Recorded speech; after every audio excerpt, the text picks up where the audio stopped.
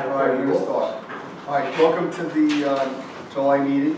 Thank you everybody who's here. Thank you to Rich and to Francis for being on the phone. And so can I get an approval of today's agenda from someone? I move to. Okay, thank you. A second. One of you guys has to say yes. Yes. Okay, thank you. All right, the minutes were distributed. Any issues with the January minutes? I didn't have a motion. Okay, move to accept. Second. Thank you. Chair's report was distributed. Anybody have any questions about it? Thank you very much.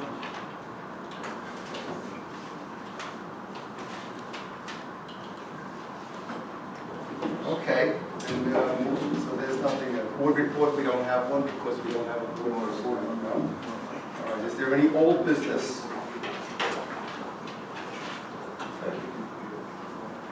All right, so the reason everyone has been brought here is to elect a new vice chair and to fill also the vacancy that was simultaneously created when Neil was appointed to the Putnam County seat. So, how do we handle this? I think we would ask if there are any further nominations of anyone for the seat. We have two people who essentially put themselves in nomination. Randy has said that he would like to be the board rep, and Orrin Getz would like to serve as the vice chair. So at this point, I'd ask if there's any further nominations, and if not, someone can move to close the nominations, and we can vote. I'll move to close. Okay, thank you. I think Rick seconded. All right. Okay. Okay, all in favor? Aye. Aye. All in favor of the two candidates? Aye. I say yes. Aye. We are two. You guys say yes, yes? Yeah. Okay. Yeah. then- Probably also should mention that we have proxies from Orrin and Rhonda, which also vote in the same manner, for two identified candidates. So that's it. Case So closed. we are set. We have six votes for each, and we got our. Thank you very much. I hope to do a very good job representing us on the board. However long that takes to fill happens. I'm sure you will. Thank you. Okay, so the next item is the position for fair hearings. Well, Randy, you said that you felt like your position for west of Hudson was that Yes.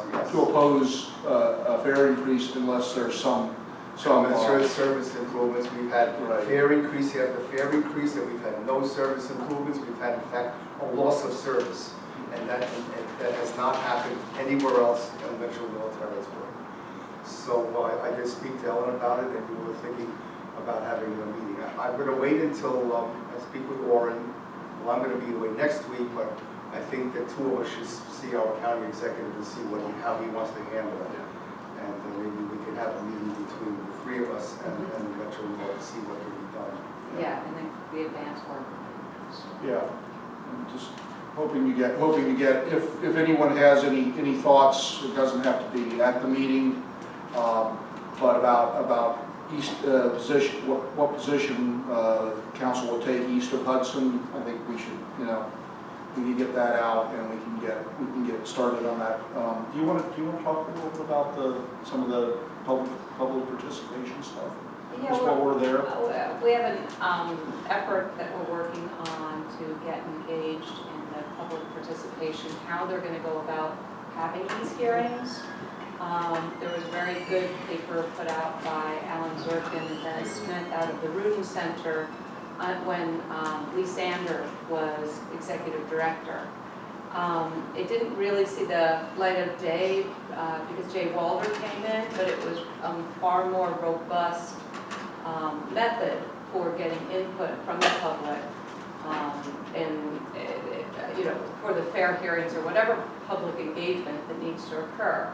And so we're doing research on upping the social media aspect of it, At that time, the proposal was to have some talking tables that occur.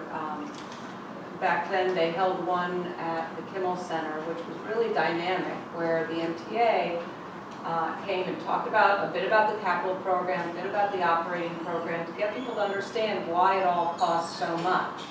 And to view the fair hearings as an opportunity to educate the public a little bit on understanding the system more, understanding where the costs are.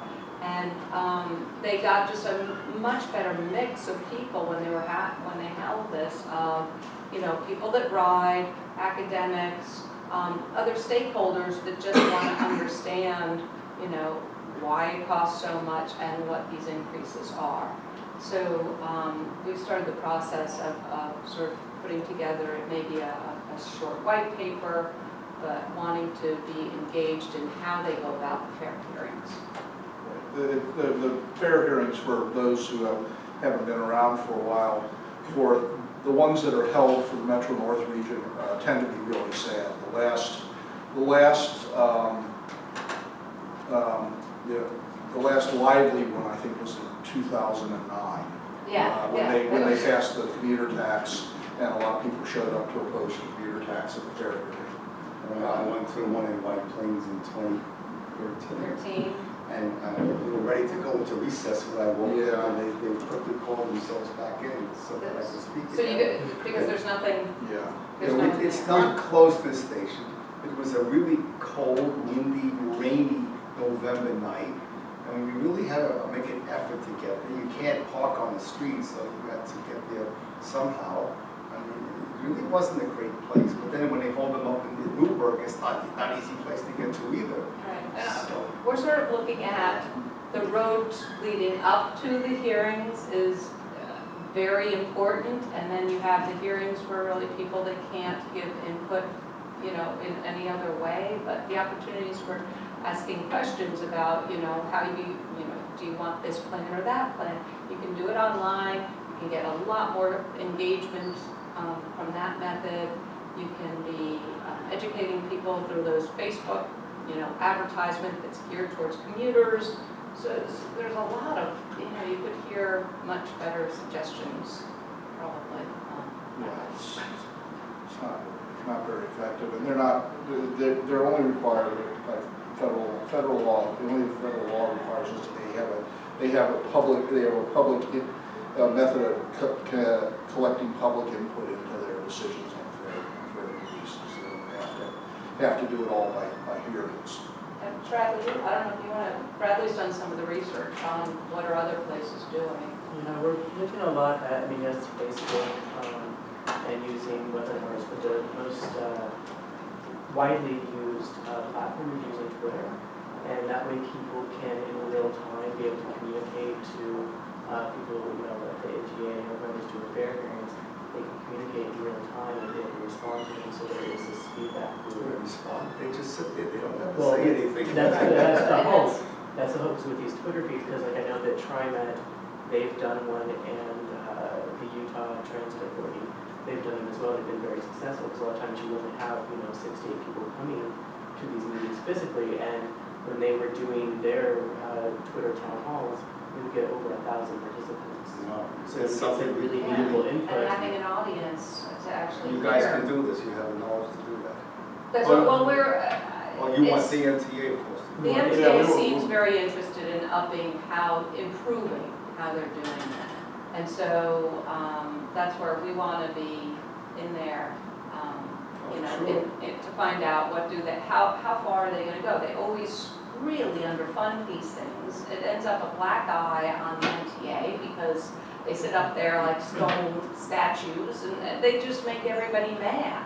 It's- In this way, it gives it more of a, instead of being one directional communication coming from the MTA, you get a bi-directional communication where you're actually getting a collaborative participation by everybody involved. So hopefully it improves it. I think the MTA was very happy with how the L-line discussions went, and that they really did improve their presentation skills in that, and Donna Evans was on the podium, and she just as a welcoming face, has a humor and everything, I think it was really beneficial. much less stuffy process Yeah. there. Yeah. There's some things that, you know, the fact that people didn't get to ask questions directly is a little bit of an issue for some folks, but it was generally a pretty good, and they got the other thing is, not only was it a good process, they got the kind of reaction they wanted. They came in with a lot of people who were angry over the L being shut down, and went out with most people understanding why they were going to have to shut it down for 18 months and just saying, okay, if it has to be done, it has to be done, let's do it. Yeah, it was pretty remarkable moving the public from absolutely not shutting down to, yes, the shorter period with the shutdown is better. That was a real achievement. Right? There was one thing I did mention earlier in the week. You didn't get a response from Metro North. Francina and Power. Oh, hi, Francis. Okay, well, welcome aboard. We'll catch you up. We had enough proxies, and we had enough people here. We have Rich and Francis on the phone, so Warren is the new vice chair. We'll give the board up, and thank you all for your votes. Anyway, Metro North, they didn't respond earlier in the week. Did they respond to our request? No. All those suggestions that we got? No, we have not gotten any response, so. Was it in? It was sent to Joe. There was a letter sent to Joe. I mean, what we always do is we write up everything on a letter and we send it. I left a message. Some of those were important. I left a message. Mark wasn't in when I called over there, but I left a message for him. Okay. So we follow up. Downstairs, I mentioned the other day that the station master's office had always 2 racks of timetables, one with the division, the 3-line timetables and other advertisements and promotions, and another one that had the small TDI type for the connecting services, and it was gone for a long time, so now one of them is back, and I'm hoping to see the other one put back soon.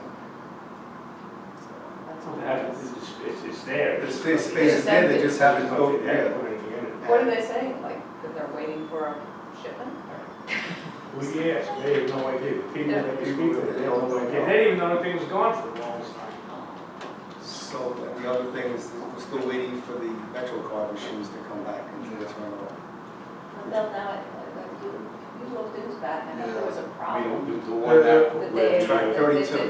The contractor cut a communication that apparently is working on either one. It's uncertain whether it's one Vanderbilt or East Side Access, but somebody cut a communication cable. The machines aren't even there. They moved them out. They took Yeah, them they out. took them out when they redid the room. Right, so there wasn't an intention to Yeah, bring them back, but now that it's been brought up, are they? No, they were intending to bring them back. But it was a very. I got basically what amounted to an internal communication that said we're hoping to have them done. We're hoping the communication will be restored by, I believe it was late July. Oh, all right. And we don't with the tone of don't hold me to this because I don't control this. But They have 2 other rooms. oh yeah, no, there are But other there's places. no Right, the Metro Metro cards, the Metro cards were only in the back. Neither of those. They're only in that one room. Yeah, in that back one, Yeah, I think they had a little bit more extra space in that back one. So they were intending to bring it back. All right, so we'll just do me a favor, just keep up on those 3 things. I don't have anything else. Do anyone else have anything you'd like to?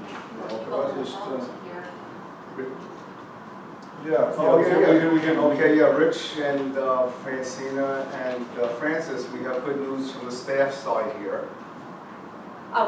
So Bradley Brashears is now a official full-time PCAC employee. He had been in a contingent position. So he's gotten his offer from MTA for full-time employment. So he's going to do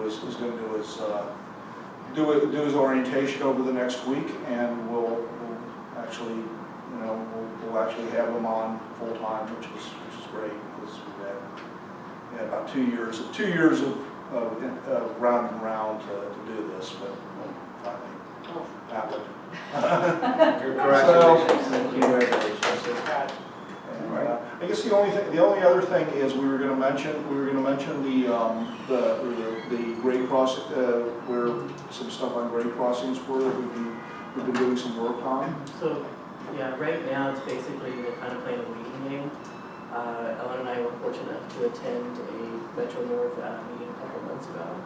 And Joe Strain invited us, and they were working with a consulting firm from Texas, CTC, and they're basically going over engineering aspects of the various grade crossings in Metro North territory that are marked as dangerous. And so we're waiting to hear back on the results of what they are going to go forward and what they're going to be doing.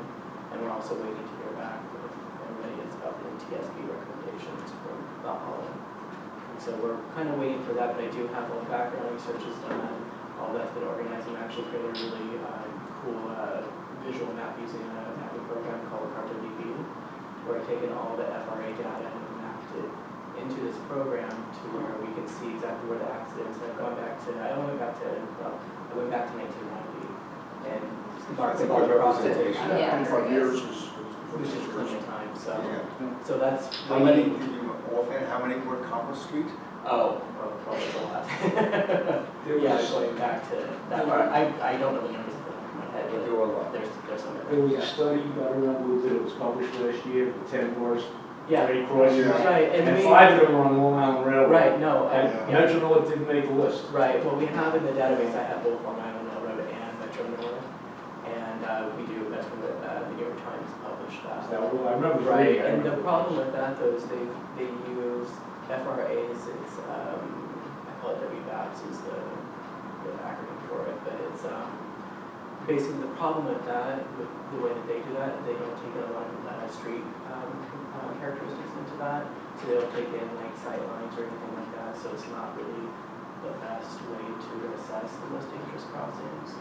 And so, but we do have that as, more information, but we're not really looking at that. As an aside, if you go back to, well, there's no Metro North, you go back to Long Island Railroad, their publications for the employees and stuff, and I'm sure New York Central was the same thing. There was as many or more grade crossing accidents and people that are on the tracks that don't belong there. And most of those grade crossings weren't gates, they were guards. Right. Oh, wow. So Yeah. this is not a modern phenomenon, and it's probably less today than it was 50, 60 years ago. Right, right. Hey, is there any news on any of the legislation up in Albany for cameras at crossing? Yeah. Oh. Yeah, that's the legislation. I'm not really sure what legislation, two of the legislation have passed, correct? Yeah, there's one bill that had the DOT assessing all the grade crossings in the state. Right. And then And I there was think another, that's very they also increased the penalties on, Right. for repeat offenders. And then the cameras at the, There's, I guess that's. But the railroads can't do anything, they can't issue sums or anything, it's just information. They've got They don't to, have any. yeah, they've got to see, it's got to be peace officers and they've got to see it.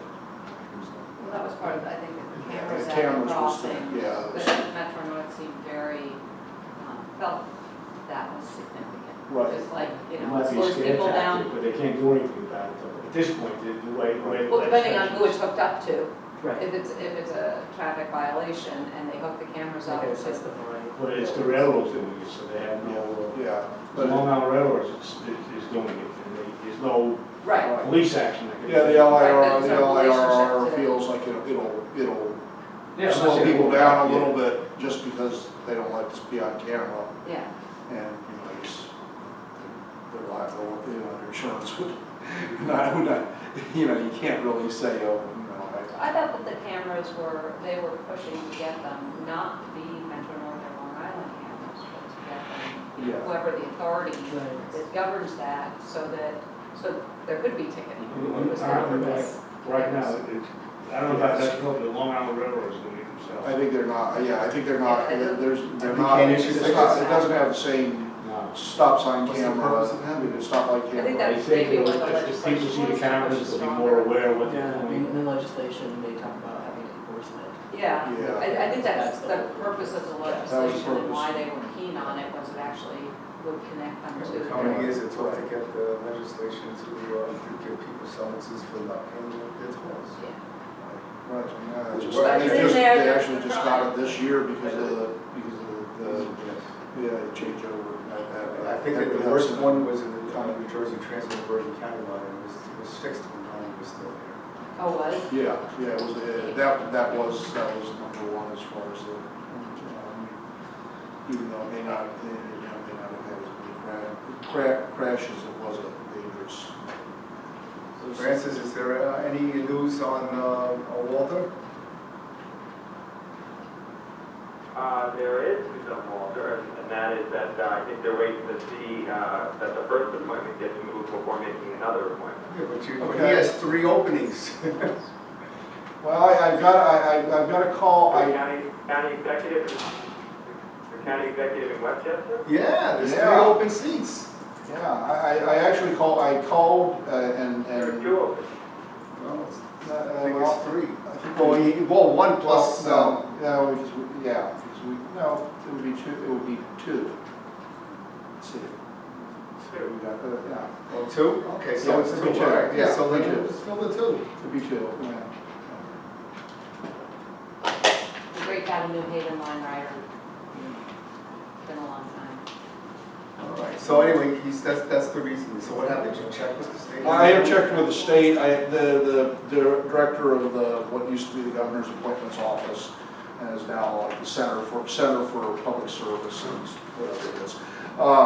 And called me back, and she took the names and was going to check it out, and called me back, but I haven't heard back from her. All right, is there anything else? Francine, do you have anything to you want to ask? No, actually Do you not. want it, just a little freedom to get update because phase 2?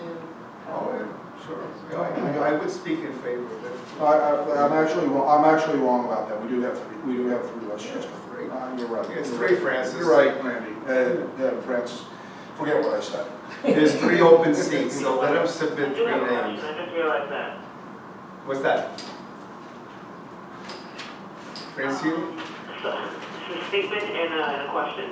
So I was with Bill over at Grand Central when we were trying to speak with the commuters, and I was just wondering how Bill made out with responding, getting back to some of the commuters that had questions that day. We did get back, we got back to someone, we also sent a letter with the items that we found out, comments to Joe Giletti, and we haven't gotten a response on that yet. So we were talking about that a little earlier, I think before we even started the meeting. But we had a few people that gave us an address, contact information. Okay, thanks. Get back to them. Bradley can talk a little bit about phase 2 freedom. All right. Just Oh, yeah, making yeah, sure right, everybody right, right. understands Yeah. what it is and. So we've been working, we released our Freedom Ticket report back in December 2015. And in our phase 1, it's our proof of concept in Southeast Queens for Long Island Road. And we chose that because it's the most transit underserved community in the 5 boroughs. And then in phase 2, we're Do you want to looking. just describe what it is? Yeah, I'm sorry, sure. So basically what we're calling for is a reduction in commuter railroad fares within the city and providing a free transfer on city transit, subways and buses. A lot of times people in Southeast Queens are commuting up to 2 hours each way, and so this would provide a great fare relief and travel time savings for those commuters where they could be spending up to only 35 to 38 minutes getting into the city as opposed to 2 hours. And so we think that the most responsible approach to this is through a phased approach, because if you were to unleash this onto the entire system, it would create too much havoc. And so we believe that if you phase it out, it'd be the best way to approach it. So in phase 1, it's in Southeast Queens and in Brooklyn. And then in phase 2, in 2019, we want to expand it to all commuter railroad stations that are at least 0.8 miles from the subway. So that also includes Metro North Territory as well. Do you want to say the stations? Yeah, so we have the stations, it would affect 3 stations, so it would be Riverdale, Spike and Dykeville, and North Heights will get freedom ticket in phase 2 if it is passed. And then some other various stations on Long Island and Long Island Railroad territory. Can you repeat that, Riverdale, Spike, And North North Heights, Heights. because those stations are beyond 0.8 miles from their subway connection. And everybody else in the Bronx is pretty much covered as far as subway, and a lot of the stations for Metro North parallel subway stations. So those 3 stations will be getting freedom ticket hopefully in 2019. Yeah, and then phase 3 in 2021, we want to have, because of East Side Access and we open up a lot of capacity, that we want freedom ticket to be expanded system-wide, so that will include all Metro North stations and Long Island Railroad. 2021, Well, that's right. As far as the plan, it's not implemented. As far as But I think just It's not engraved in I stone. think they're already pushing to 2023 because Amtrak isn't giving the access. Yeah, I think there will be I an think, announcement soon. A couple of things on the analysis that Bradley did.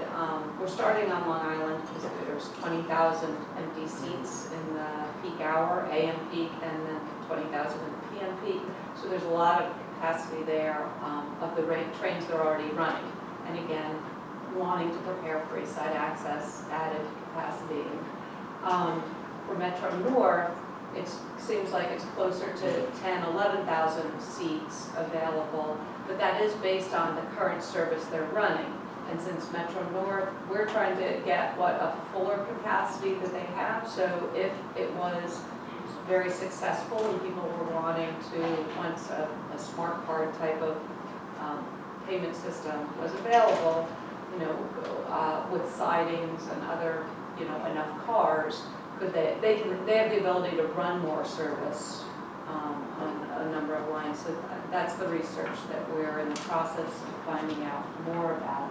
So we understand what the impacts would be to Metro North. Yeah, there's also, I mean, it's a different, Metro North is an entirely different situation because of their intermediate fare structure. It's a lot different than Long Island Railroad. I mean, they're particularly with respect to the city. I mean, there's tickets as cheap as $3 on Metro North, as long as you don't come from Manhattan. Right, so you may From not the see as city big, as to big a Mount Vernon, difference. from the city to other Bronx stations. Long Island doesn't have that. Do you want to put phase 1 into effect? But with this fair hearing, This fair hearing. it would be a proof of concept to look out in southeast Queens. For So 2017. for 2017. So we phased it so it aligns with each time there's a fare increase. Mm-hmm. So 2017 and 19. And then really, we're trying to get Long Island Railroad to think about different ways that you could fill the new capacity. Because the numbers of when they've started doing East Side Access and what they predicted the ridership of Long Island Railroad to be, it's nowhere close to that.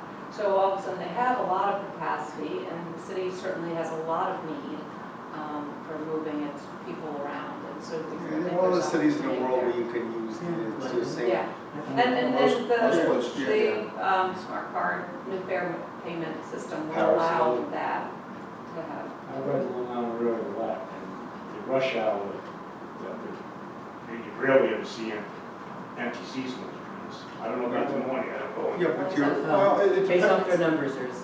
I'm just telling you as a rider, Right. you stand. And there are some trains that are pretty full, but Well, and you didn't, like, on complement trains that There's- traveled far weren't counted in. they weren't counted. It was just basically for the proof of concept, we just took into consideration those trains that are serving Southeast Queens.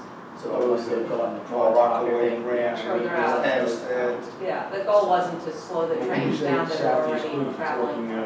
Forest Hills. Laurelton, No, well, for the group, not Southeast. No, that's what West James- of Jamaica. the landing. The east East is- East Yeah, Jamaica. going down to Yeah. Valley Street. Not, yeah, Valley basically Valley Street is the west other of Valley one, Street. Queens. West of Valley Street, next. Next question. Bradley, so what does that mean? I haven't purchased there was it's been some years that there was this special fare for City ticket? City. It's still It's only weekends, yeah, Still weekends and only holidays. weekends. And holidays. Right, Can you talk a little bit about the differences? the Transit Riders Council worked with the MTA back in 2003, 2004, and they implemented city ticket. And what that does is, it's only for the weekends, and it's for one direction travel. So you can take the city from one station to the next, but you can't make any transfers, you can't go in the opposite direction. And that, I believe the fare now is like $4.25 or $4.50. So city ticket, we believe would still be in place, but of course, if you're gonna buy a monthly Freedom ticket, then you wouldn't need to buy city ticket. But if you're using Freedom ticket per ride basis, you could still use city ticket. So how much would it cost in today's dollars? And for Freedom ticket, the one way. Oh, yeah, monthly Freedom. $6.50, so what we're doing. The city tickets for them. Yeah. So what we're trying to do is we're looking at Freedom Ticket as more of a premium service. And so we're aligning it with the price of the express buses, and their per ride fare is $6.50. So we've aligned it with that to have a premium service, and you have the standard service, which is mostly transfer. So that's the But then they long-term can, vision. with that enhanced thing, they can still transfer to the Yeah. summer. Exactly. So, yeah, So with the, regular monthly commuter also be able to Within the transfer? city, Within the city. within the city, the people getting on at stations, they're Well, inside someone the gets city on center. Poughkeepsie, so would they be, they would. No. it wouldn't help, Yes. it wouldn't help them at all. And the thing is a different, the idea is we're looking at it most likely as a revenue neutral for the Southeast Queensborough concept. If you generate at least 3,000 riders per week, you break even for the cost. And so. They're filling empty Because you're seats. filling empty seats. So if other communities, so if there was any cost, we're asking for the city to pitch in. And so other municipalities such as Nassau, Suffolk, or other outside of New York City, they could pitch in if they wanted to have that for their. To lower their fare. Certain stations or certain. Economic development purposes, Branches. they want to say, okay. Branches they wanted, yeah. But Bradley, what Bradley's doing now is he's getting the numbers together on the metro, on the existing Metro North schedule and trying to get a sense of what the number of seats that might be available. So that's what he's working on, even though that would be a second phase. Brian, let me get some further clarification, because this is really a really innovative project. So these fares, you call them Freedom Ticket, this would be applicable 7 days a week? Yes. Okay. And you said it would provide for a free transfer? Yes, onto the transit. Onto MTA subways and All buses? buses. Except not express buses. Well, yeah, express buses as Oh, well, right, yeah, because it's because parallel. they could, I mean, it's the same fare and, but if that works for you, so, So let me ask another question about this. A person, Spike Drive in Riverdale and Morris Park, you're absolutely right, those are stations that are nowhere near subway lines. So a person that, this might be targeted for, if they're commuting to work using the target for commutation, is it cheaper for them still to buy like a monthly ticket or this? If their destination is in Grand Central, they have to transfer